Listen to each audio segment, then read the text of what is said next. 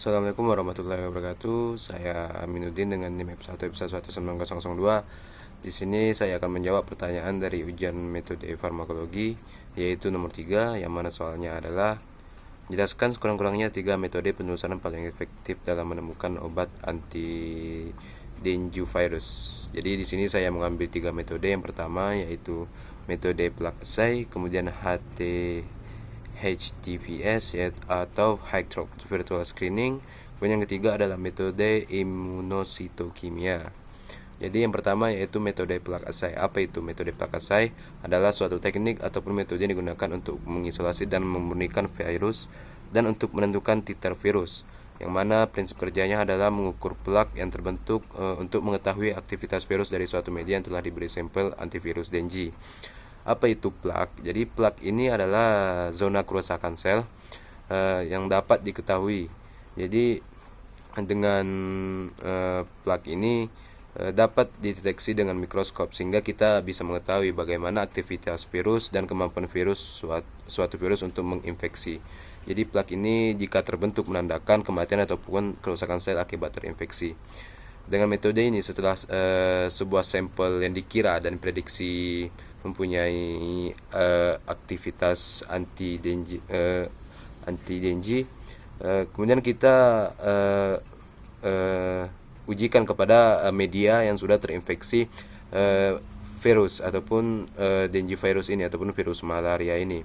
Kemudian kita lihat secara mikroskopis apakah terbentuk plak ataupun tidak. Jadi simpelnya begini, dari sebuah media kita infeksikan sebuah virus dengue, kemudian kita lakukan metode plug assay ini, kemudian kita berikan sampel yang akan kita ujikan, kemudian kita amati secara mikroskopis apakah terbentuk plak atau tidak.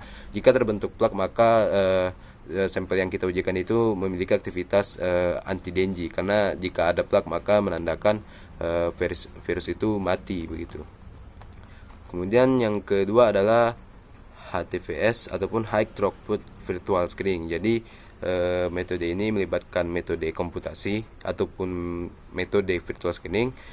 Pada dasarnya yang menjadi andalan dalam proses penemuan obat baru terhadap suatu penyakit. Jadi jika ada suatu penyakit, untuk mencari sebuah obatnya biasanya digunakan HTVS ini ataupun virtual screening untuk menemukan obat terhadap penyakit tersebut.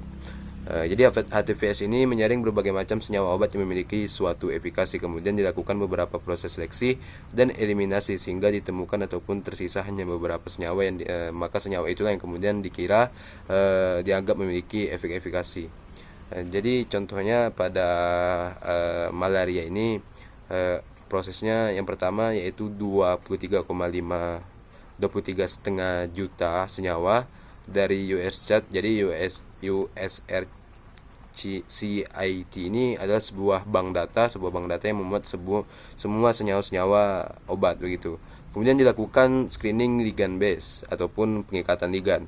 Dari proses ini ataupun seleksi ini tersisa 300 senyawa, yang mana setelah 300 senyawa ini diseleksi lagi, yaitu dengan klasifikasi Lipinski Rules of 5 analisa cytotoxics. Jadi dari klasifikasi Lipinski Rules ini menganalisa toksik dari senyawa-senyawa ini tersisa 165 senyawa. Setelah 165 senyawa ini tersisa, maka dilakukan docking lagi untuk mengeliminasi memperkecil senyawa-senyawa yang akan kita gunakan, yaitu dengan docking autodocfina, sehingga tersisa 9 senyawa. Selanjutnya dari 9 senyawa ini kita lihat bagaimana pergerakan molekulnya ataupun molekul dinamik, sehingga dipilih dengan molekul dinamik yang terbaik yang memungkinkan untuk berkaitan dengan reseptor malaria ini, sehingga tersisalah 3 senyawa. Maka 3 senyawa inilah yang kemudian dianggap berpotensi dan memiliki efikasi terhadap malaria. Kemudian yang ketiga adalah metode imunositokimia. Dengan metode imunositokimia ini adalah pendeteksian virus dengue menggunakan metode ini untuk identifikasi protein ataupun antigen di dalam sel dan jaringan. Jadi metode ini tergantung pada spesifisitas antibodi yang mengikat epitop protein yang digunakan sebagai imunogen. Nah, biasanya metode ini menghitung jumlah sel yang terinfeksi Jadi pada metode ini sebuah media diinfeksi virus, kemudian diberikan sampel uji yang dikira memiliki aktivitas potensi antivirus Dengue. Kemudian dilakukan uji imunositokimia dengan metode SPBC ataupun streptavidin biotin peroxidae kompleks. Selanjutnya dihitung sel vero yang terinfeksi dan yang tidak. Jika positif ditemukan menurun ataupun sel vero yang terinfeksi sedikit, maka sampel diketahui memiliki efikasi terhadap anti malaria. Jadi simpelnya begini. Simpelnya sebuah media kita infeksikan virus Dengue, kemudian kita injeksikan ataupun sampel yang akan kita ujikan yang dikira memiliki aktivitas anti malaria.